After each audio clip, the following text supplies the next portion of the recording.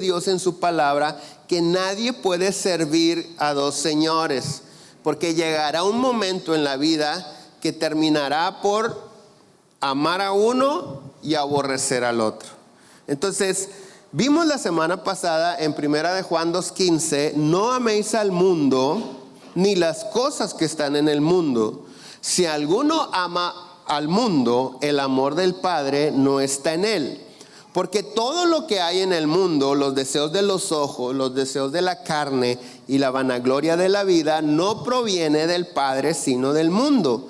Y el mundo pasa y sus deseos, pero el que hace la voluntad de Dios permanece ¿para cuándo? Para siempre.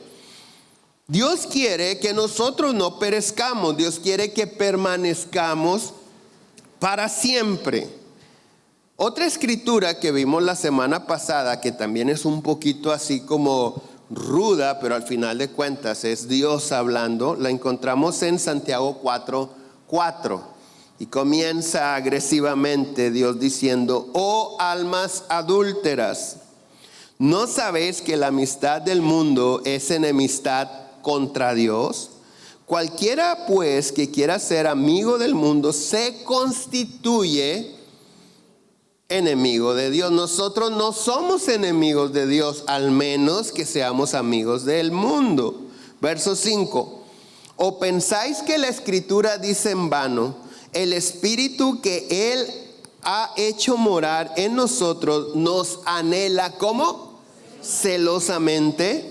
Pero Él da mayor gracia. Por esto dice: Dios resiste a los soberbios y da gracia a los humildes. Someteos pues a Dios, resistid al diablo y huirá de vosotros. Muchos de nosotros queremos que el diablo huya de nuestra vida, pero no lo resistimos. O lo resistimos, pero no nos estamos sometiendo a Dios. Es importante entender esto. Nunca huirá el diablo de la vida de una persona que no esté sometida a Dios. Tenemos que estar sometidos a Dios, gobernados por Dios en todo sentido. Una última cosa que quisiera comentar en este día antes de continuar con el tema que vimos la semana pasada es que mientras no oremos, adoremos y leamos la Biblia continuamente, no seremos guiados por el Espíritu Santo. Ninguna persona que está siendo guiada por el Espíritu Santo deja de orar, adorar y leer la Biblia. Hay que saber orar, porque muchas de las veces hemos estado orando de la manera equivocada. El mismo Señor Jesús dijo: ustedes cuando piden, piden mal. ¿Recuerdas? ¿Sí te acuerdas? Entonces, muchos de nosotros estamos decepcionados de la oración porque no nos trajo el resultado que esperábamos. Una manera de ejemplificar esto: si tú o yo depositáramos algunas monedas o algún billete en una máquina expendedora de refrescos o de lo que sea, y esta toma nuestro billete y no nos entrega el producto, no le vuelves a depositar. Porque dices, esa máquina roba, ¿verdad que sí? Entonces, para algunos, cuando empezamos a orar, no lo hicimos de la manera correcta. Y esto generó una decepción. Pero Dios no falla. Y la oración tiene poder. Pero tenemos que aprender a orar. Entonces, orar, adorar. Adorar es resaltar las virtudes de Dios, la grandeza de Dios. A veces cantamos canciones cristianas que no necesariamente son adoración. No estoy diciendo que sean malas. Habrá unas que sí sean malas con todo y que las cante un cristiano. Pero si hablamos de adoración, hay canciones que nos mueven las emociones, los sentimientos, pero no necesariamente es adoración. La adoración se trata completamente de Él. Y lo maravilloso es que cada vez que le adoramos, su presencia se hace presente en nuestras vidas. Y la lectura de la palabra, la tercera cosa. ¿Por qué? Porque la única manera de orar o adorar correctamente es cuando la Biblia respalda lo que estamos haciendo. A veces sentimos que Dios nos habló, pero si la palabra de Dios respalda lo que Dios nos dijo, fue Dios. Pero si no hay un sustento en la palabra de Dios, no fue Dios el que nos estaba hablando. Porque Dios nunca irá en contra de su palabra. Entonces, la pregunta es, para comenzar, ¿cómo podemos entrar en la disciplina de vivir en el espíritu en un mundo natural o carnal? Porque estamos habituados a vivir, o sea, el sistema del mundo nos ha enseñado a vivir para nosotros, satisfaciendo nuestros deseos, nuestros antojos. No necesariamente todos son malos, pero el problema es que nos anteponemos a veces aún en contra de la voluntad de Dios por obtener lo que queremos. Pero ¿cómo podemos desarrollar esta disciplina de la vida en el espíritu en un mundo natural que constantemente nos está bombardeando a satisfacer los deseos de la carne? ¿Qué debemos de hacer mientras desarrollamos esa vida de oración, adoración y lectura de la palabra? Mira, si nuestro propósito fuera bajar unos 20 kilos de peso, oremos por Rafa todos. ¿Qué tendríamos que hacer? Bueno, cuidar lo que comemos, hacer ejercicio y dejar de comer comida chatarra. ¿Cuántos han visto a una persona así musculosa pero con panza? ¿Qué quiere decir? Que no deja de ir al gimnasio pero tampoco a las tortillas de harina. A veces nosotros sí le entramos a la oración, a la adoración, pero no dejamos la carne. Entonces no solamente es cuidar la alimentación, hacer ejercicio, es necesario dejar de comer todo aquello que es chatarra.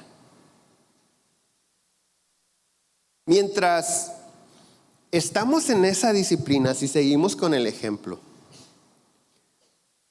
en las primeras 2000 abdominales la lonja no desaparece, sigue estorbosa. Pero ¿por qué continuamos en algo que no podemos ver fruto del esfuerzo que estamos haciendo?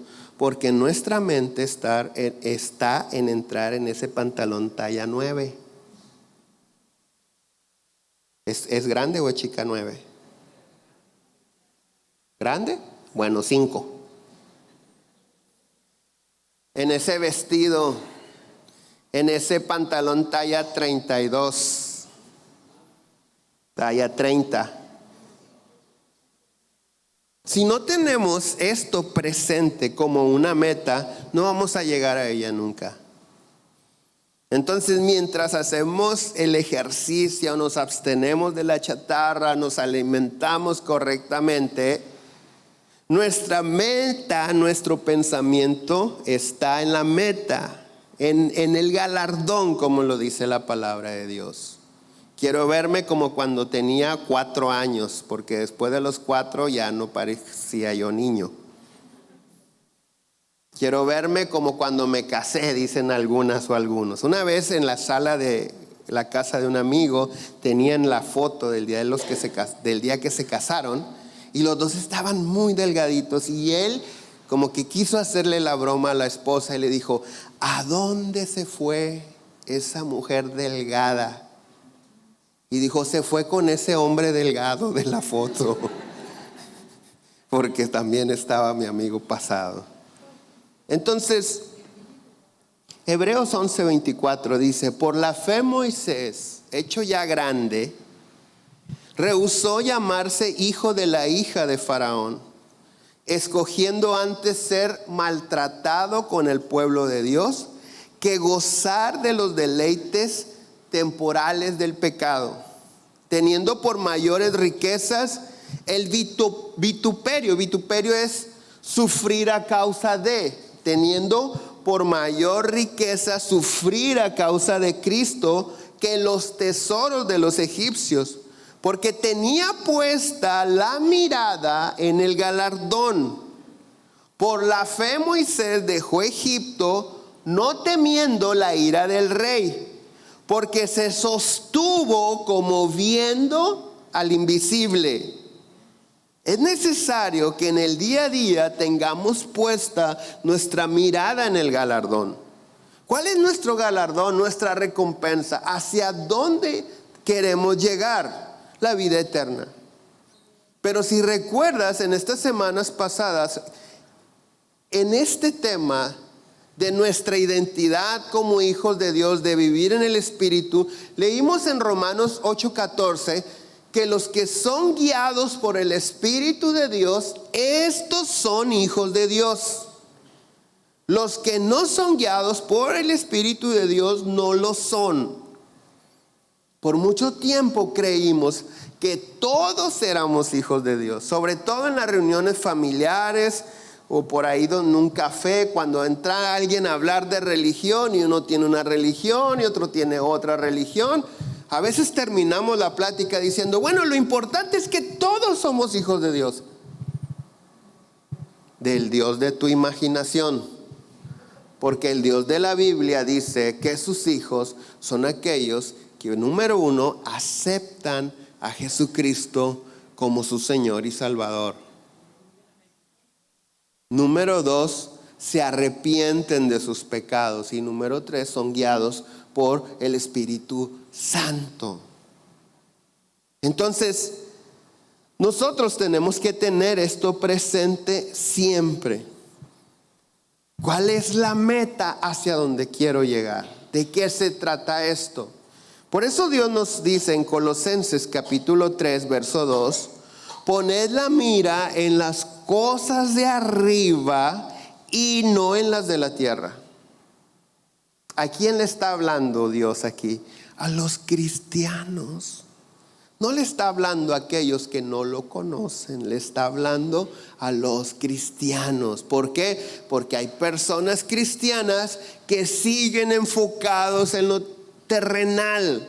Y como leímos hace unos momentos, dice que el mundo y sus deseos desaparecen, no son permanentes, pero el que hace la voluntad de Dios permanece para siempre. Verso 3, y a manera figurada dice, porque habéis muerto. ¿Cuándo morimos? Cuando aceptamos a Cristo y ahora Cristo vive en nosotros. Porque habéis muerto y vuestra vida está escondida con Cristo en Dios. Cuando Cristo vuestra vida se manifieste, entonces vosotros también seréis manifestados con Él en gloria. Verso 5. Haced morir pues lo terrenal en vosotros: fornicación, impureza, pasiones desordenadas, malos deseos y avaricia, que es idolatría, cosas por las cuales la ira de Dios viene sobre los hijos de desobediencia. Sabemos lo que es fornicación. Fornicación es sexo antes del matrimonio. Impurezas, todo aquello que no es santo, que no es puro. Pasiones desordenadas, esas pasiones que puede haber en nosotros que van en contra de la palabra de Dios, de los mandamientos de Dios. Malos deseos y avaricia, que es idolatría. Quiero abrir un paréntesis aquí. Doy gracias a Dios por la vida de aquellos que diezman. Pero no todo el que se levanta con un sobre y lo deposita en el alfolí está diezmando. Hay gente diezmadora que cree que toda la iglesia diezma. Quiero decirte que un 10% de la congregación son los que diezman, los demás no. Y platicaba yo con una persona que quiere servir. Y está muy enfocado, es que yo quiero servir. Y le pregunté, le dije, ¿diezmas? Y me dijo, no. Le digo, agradezco tu sinceridad. Hay 3 razones por las que alguien no diezma. Y quiero que tú sepas por qué no lo haces, porque tiene trascendencias eternas. Es importante que sepas por qué no lo haces.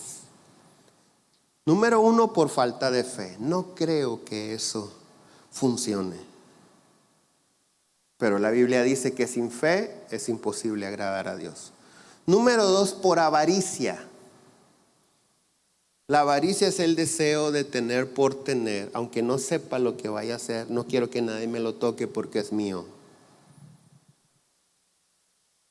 Pero acabamos de leer que la avaricia para Dios es igual que la idolatría. Y que todas esas cosas que leímos juntamente con la fornicación y las pasiones desordenadas, la avaricia desata la ira de Dios. Entonces algunos de nosotros no diezmamos por falta de fe, por avaricia o por desobediencia. Porque sí sé, pero no quiero hacerlo. La iglesia no necesita. Esto no se trata de si necesita o no necesita. Se trata de que yo necesito hacerlo. Yo lo hago todos los lunes. Fielmente.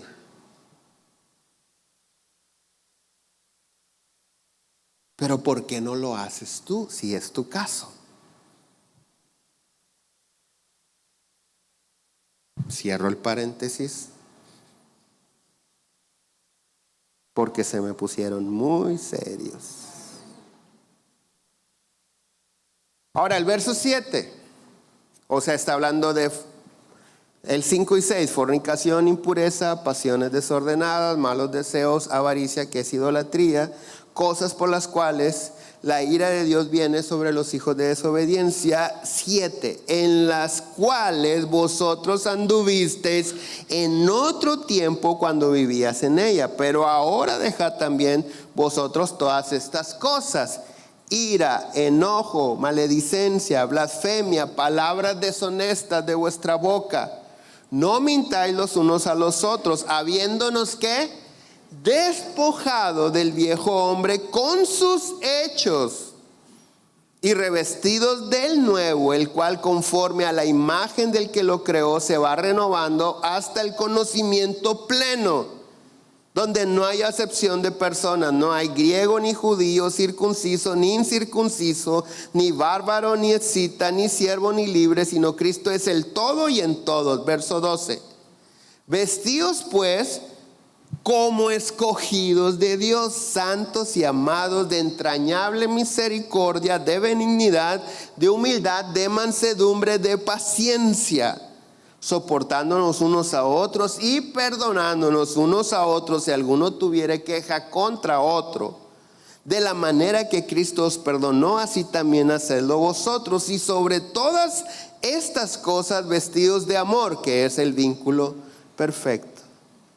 Para revestirnos con ropa nueva es necesario desvestirnos, despojarnos de la ropa vieja. Nadie se viste con ropa nueva sobre ropa vieja. No puedes poner un calzado nuevo sobre tu calzado viejo.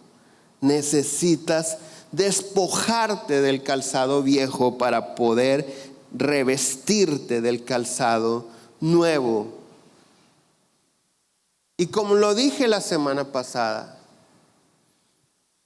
no puedes añadir a Dios a tu vida, a tu estilo de vida de pecado. No podemos, ahora estoy incluyendo a Dios. No, a Dios no lo puedes incluir, porque Dios te anhela celosamente. ¿Qué quiere decir? Él no está dispuesto a compartirte con nada ni con nadie. Es necesario que nos arrepintamos completamente, es decir, que quitemos de nosotros los malos hábitos y le permitamos a Dios morar en nuestro corazón, vivir en nosotros, pero de una manera integral. Es decir, en cada aspecto de nuestra vida. No a medias. No podemos, repito, añadir a Dios a nuestra vida. Dios debe de ser nuestra vida. Ahora, en este capítulo de Colosenses 3, yo encuentro algunas etapas de la madurez en Cristo. Recuerda que Dios dice en su palabra que nuestra vida debe de ser como la luz del amanecer, que cada hora va en aumento. ¿Cuántos han visto el amanecer? Precioso. Pero todo lo que empieza a iluminar va generando una sombra detrás de.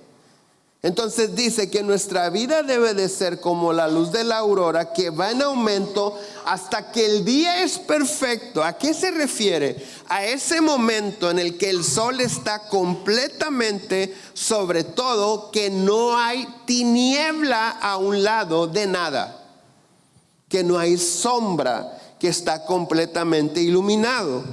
Y en el verso 5 yo encuentro lo que pudiéramos llamar pecados escandalosos, todos aquellos pecados que cualquiera se puede dar cuenta que tenías en tu vida. Dice fornicación, impureza, pasiones desordenadas, malos deseos, avaricia, idolatría. Todas esas cosas son visibles. Cualquiera puede darse cuenta de quién está viviendo de esa manera. Esa es la etapa 1.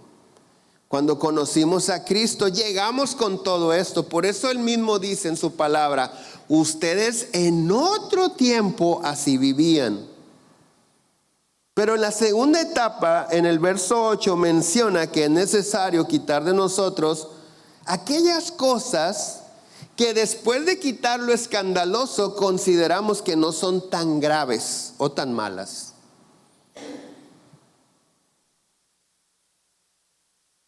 Pero que siguen siendo malas.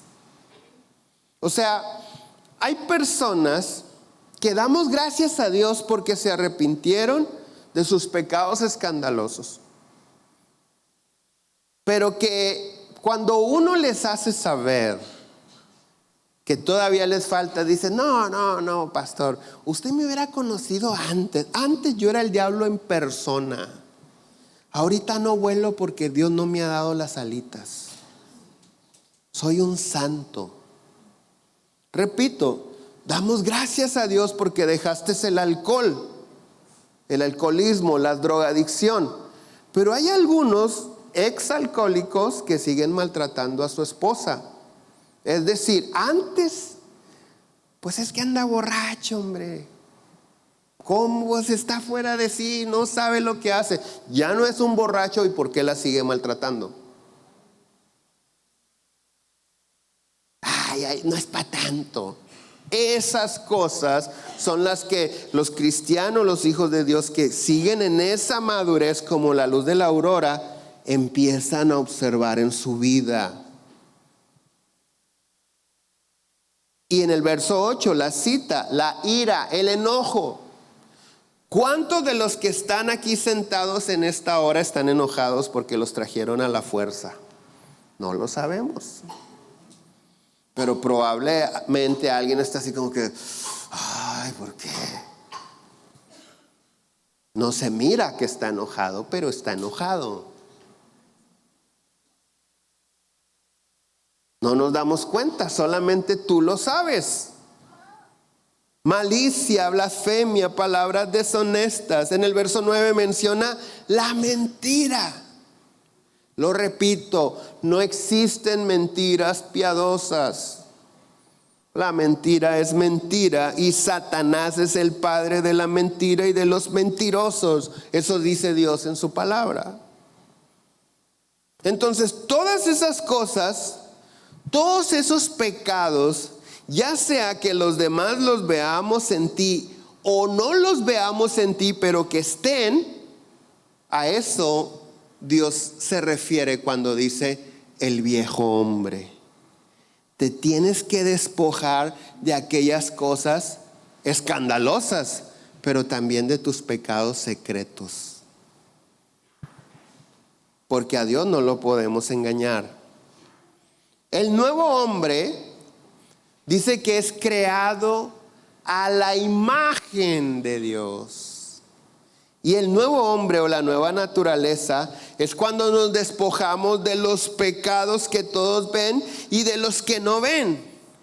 Y empezamos a vivir siendo guiados por el Espíritu Santo. En la etapa 3, en el verso 10, yo identifico todavía un avance. Hay gente que dice, no, yo ya no soy ni mal pensado, yo ya dejé mi vida pasada, etcétera, etcétera, pero sigo teniendo mi carácter, se me subió lo castillo.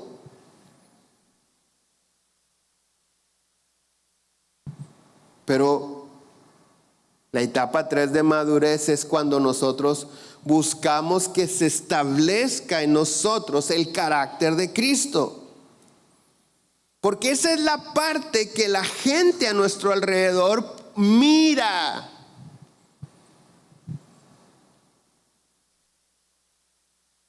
Esa es la parte. ¿Cómo podemos decir que esta persona que dice que conoció a Cristo verdaderamente tiene a Dios? Porque su carácter cambió. Nosotros queremos ver a Dios en cosas personales. Hay gente que dice que está bendecida porque le está yendo bien económicamente. Yo he predicado mucho de esto. Dice Dios en su palabra, la vida del hombre no consiste en los bienes que posee. Entonces hay personas que creen que los demás ven a Dios por el milagro que les hizo en la salud. Que damos gloria a Dios por eso. Hay quienes creen que los demás ven a Dios en sus vidas porque son prósperos. También damos gracias a Dios por eso. Pero no necesitamos a Dios para ser ricos, ni prósperos, ni millonarios. Hay muchos que no creen en Cristo y tienen abundantes riquezas. La gente cree realmente que tenemos a Dios cuando nuestro carácter es diferente. Cuando la gente que está a tu alrededor en el trabajo, no cuando ven que dicen, wow, es que Dios lo sanó, sino cuando dicen, yo conozco que este era de mecha corta. Cualquier cosa lo hacía estallar. Y hoy nada más Dios lo hace contenerse y tener tanta paciencia.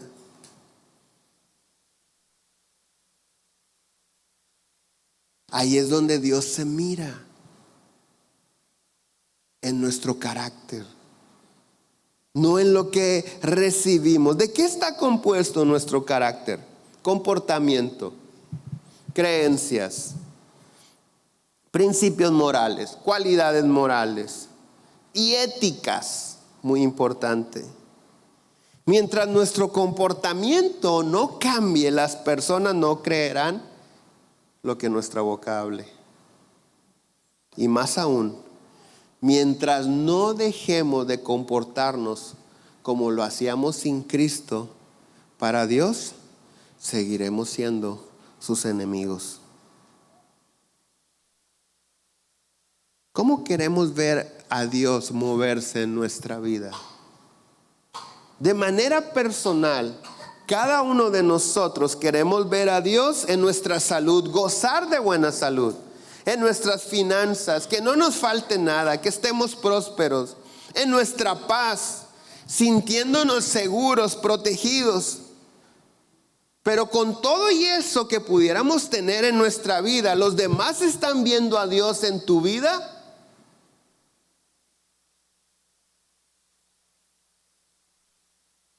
¿O tu carácter es el mismo? O sea, reaccionas igual como cuando no conocías a Dios. Las personas no ven a Dios con lo que Dios te da o en lo que Dios te da. Las personas ven a Dios con lo que tú le das a Dios.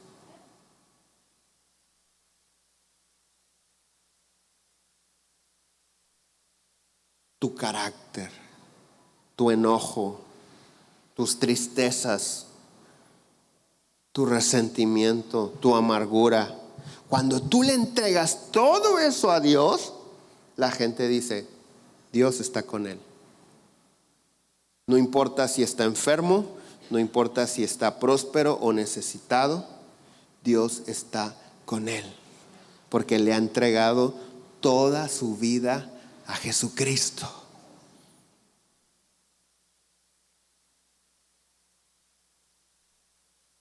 En Santiago capítulo 1, verso 19, si me pueden ayudar en el piano.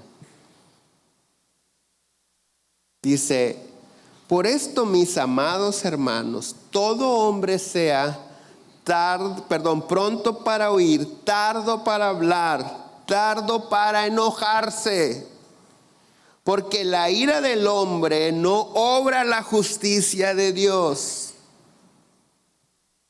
Por lo cual, desechando toda inmundicia y abundancia de malicia, recibid con mansedumbre, poder contenido es mansedumbre, la palabra implantada, la cual puede salvar vuestras almas.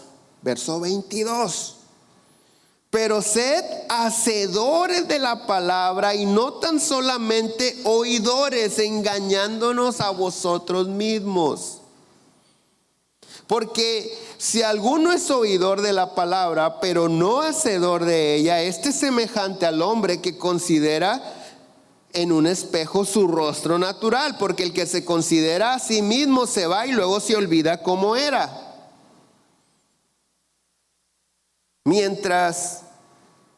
Mas el que mira atentamente en la perfecta ley, la de la libertad, y persevera en ella, no siendo oidor olvidadizo, sino hacedor de la obra, este será bienaventurado en lo que hace. Si alguno se cree religioso entre vosotros y no refrena su lengua, sino que engaña su corazón, la religión del tal no sirve para nada, es vana. La religión pura y sin mancha, sin mácula delante de Dios el Padre es esta: visitar a los huérfanos y a las viudas en sus tribulaciones y guardarse sin mancha del mundo. El mundo mancha.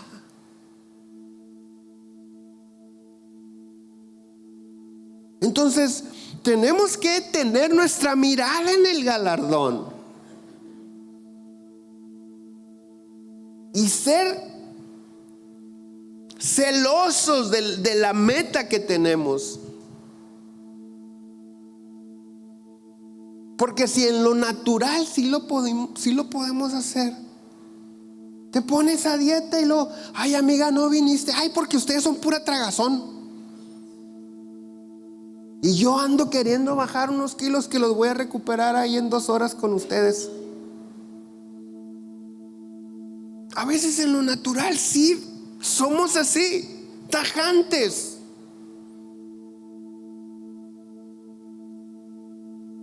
Pero esas cosas pasan, perecen.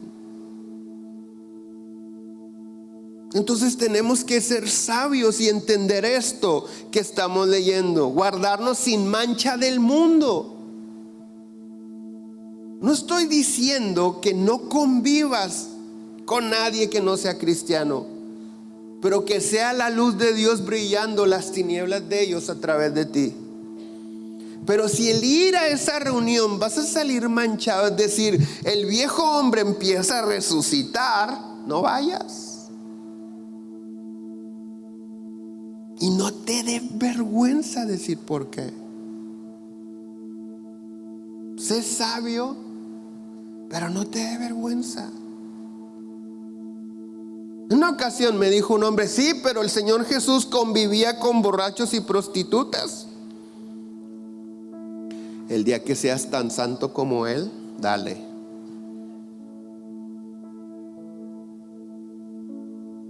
¿Quién era la influencia en esas reuniones? ¿Los borrachos? ¿Las mujeres pecadoras? ¿Cuál era el fruto de esa reunión? Arrepentimiento, reconciliación con Dios, esperanza, convicción de pecado.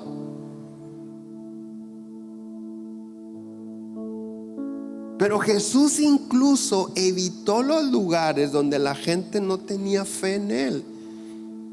En una ocasión dice: y no hizo muchos milagros ahí a causa de la incredulidad de ellos.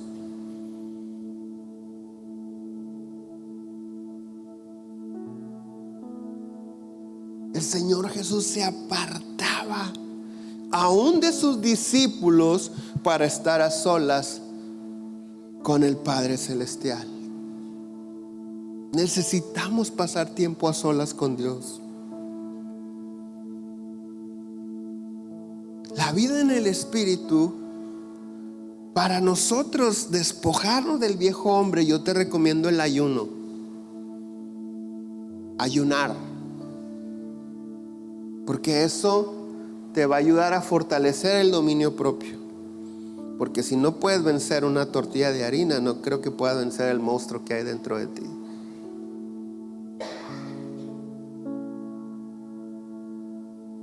Ayunar fortalece nuestro dominio propio.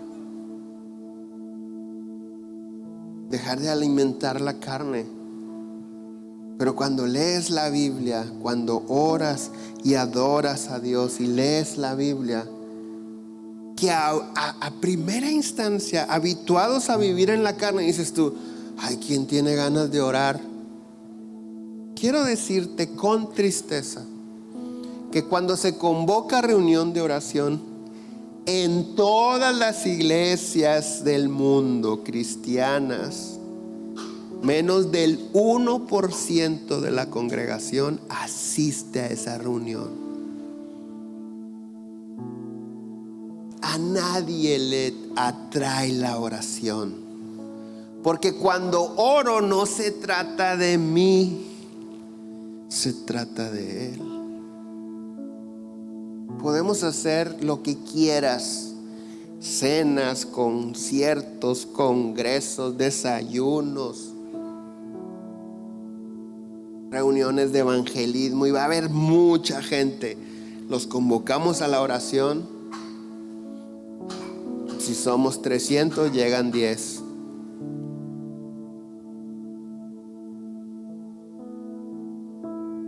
Porque no se antoja. Y dices: oh, estar ahí nomás sin hacer nada.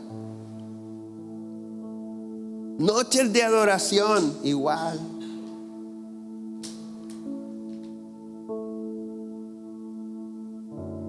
Pero quiero decirte algo: que eso que parece difícil hacerlo un estilo de vida, una vez que lo haces parece más difícil, y es más difícil dejar de hacerlo. Porque una vez que en la oración te encuentras con Dios, ya no quieres salirte de ahí. Leemos la Biblia no para tener información o tema de qué hablar. Leemos la Biblia con el propósito de que nos revele algo Dios. Y cuando la revelación de la palabra de Dios comienza a fluir en tu vida, no quieres dejar de leerla. Y aun cuando hay tardes o mañanas o noches de lectura que dices: ahora sí no entendí nada, de repente una situación cotidiana dices: ya sé por qué Dios me habló de aquello, por qué leí aquello. Era para ponerlo en práctica ahorita. Entonces, cuando desarrollamos ese estilo de vida, vemos a la carne y decimos: no, ya no quiero estar ahí. Porque nosotros Hermanos, no somos carne, somos espíritu, que tenemos un alma y estamos dentro de un cuerpo. Cuando nosotros ordenamos nuestra vida de esta manera, conocemos la plenitud de la vida. Porque cuando el Espíritu Santo y nuestro espíritu convergen y se vuelven uno, no hay nada en la tierra que te dé plena satisfacción como esto. El salmista dice: los dichos de tu boca, refiriéndose a la palabra de Dios, me han vivificado. Hubiera yo desmayado si no creyere que veré su gloria en la tierra de los vivientes. Cuando nosotros tenemos esa comunión con el Espíritu Santo, la vida en la carne ya no gusta. Y cuando de repente bajaste esos 20 kilos, pero el cinto regresa a otro agujerito, dices: tengo que parar y bajarle. Me desordené, porque después de uno sigue otro, sigue otro, sigue otro y sigue otro. Así sucede cuando dices: va el día y no he orado, va el día, no he adorado, va el día siguiendo su curso y yo no he leído la Biblia. Necesito poner pausa en mi vida, porque mi alma anhela a Dios. Mi espíritu anhela su presencia. Y ahí es cuando nuestro carácter es transformado, solamente en su presencia. Porque el Espíritu Santo no solo nos redarguye de pecado, o sea, nos hace entender en qué seguimos fallando, sino nos lleva de la mano a dejar de fallar. Nos convertimos en un olor fragante para Dios, una ofrenda fragante. Entonces, ¿por qué es importante cuidar nuestro diario vivir? Porque te conviertes en lo que escuchas. La fe viene por el oír. Y dice Dios en su palabra que las malas conversaciones corrompen las buenas costumbres.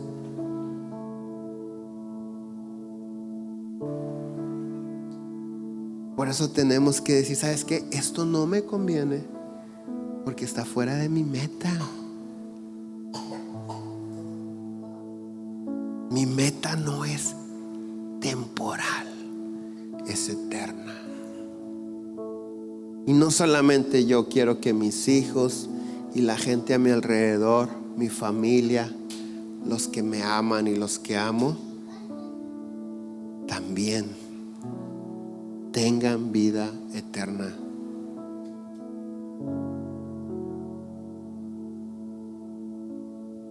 Tenemos que simplemente decidirnos.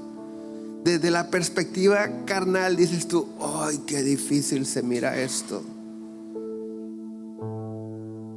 Te comprendo perfectamente. Pero ¿sabes qué es lo maravilloso? Que solo necesitas disponerte, porque lo demás Él lo hace. Dispón tu corazón. Niégate a ti mismo y deja que Él dirija tu vida. Nos ponemos de pie. No quiero nada más que tú. Eres mi sueño y más aún. lo que pensaba que quería antes no se acerca a ti. Y ya somos uno, tú y yo, y mi secreto es nuestro amor. Quiero mirarte para siempre, porque verte es mi placer. Dame a Cristo,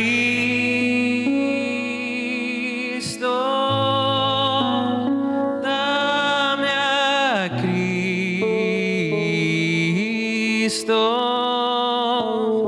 quédate lo demás, quédate lo demás,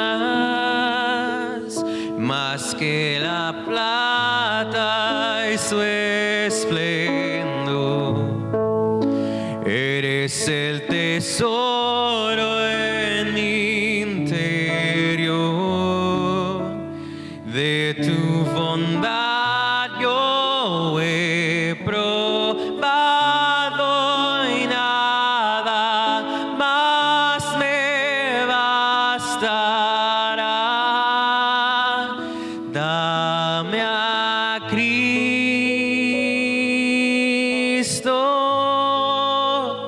dame a Cristo,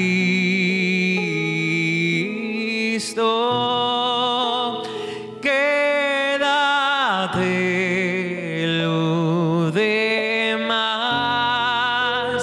quédate lo demás. Padre Celestial, en esta hora reconocemos que aún, Señor, conociendo tu palabra, hemos seguido inspirados por el sistema del mundo terrenal. Y no necesariamente que andemos en pecado, pero que hemos antepuesto, Señor, nuestros deseos, nuestras metas personales al propósito por el cual tú nos creaste. Por eso te pedimos perdón. Hoy rendimos nuestro ser conscientes de lo que esto implica. Hoy nos entregamos a ti de una manera integral, conscientes de que somos débiles, pero también que tu Espíritu Santo será nuestra guianza en este proceso.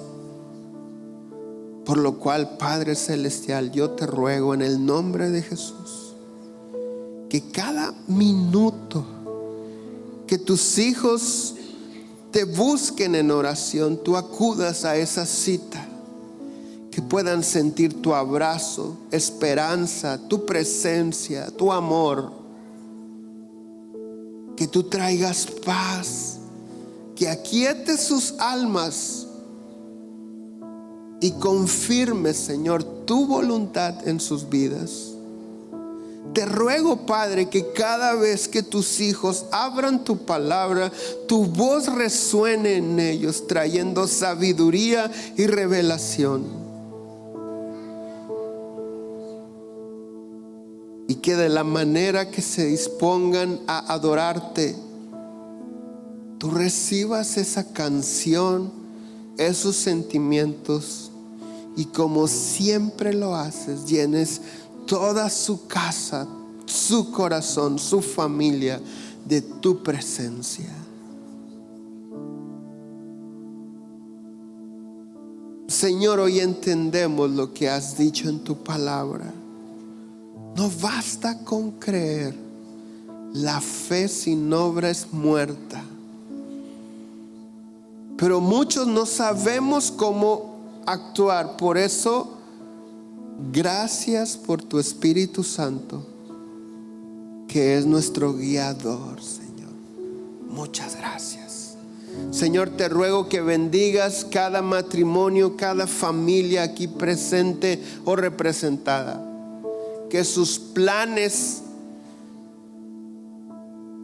que sus deseos, sus necesidades, sus proyectos, Señor, sean filtrados por tu palabra y puedan, Señor, ellos tener la paz que tú tienes el control de sus vidas.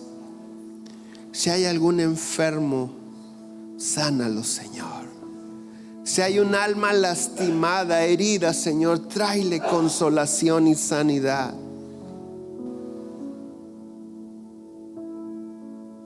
Te lo rogamos en el nombre de Jesús. Y te pedimos, Señor, en especial por la familia Cruz, porque tú llamaste a tu presencia a Minerva, Señor. Te rogamos por todos los suyos, que tú los abraces y los consueles en este tiempo de luto, Señor.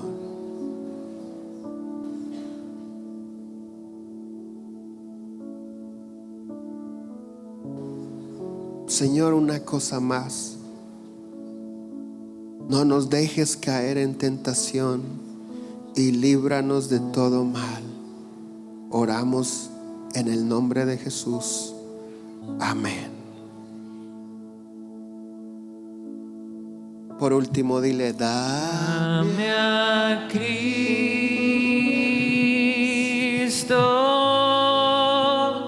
dame a Cristo,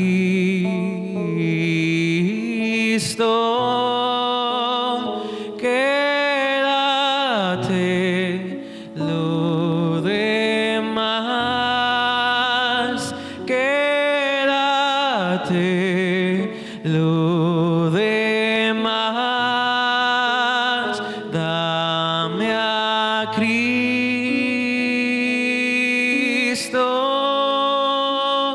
dame a Cristo,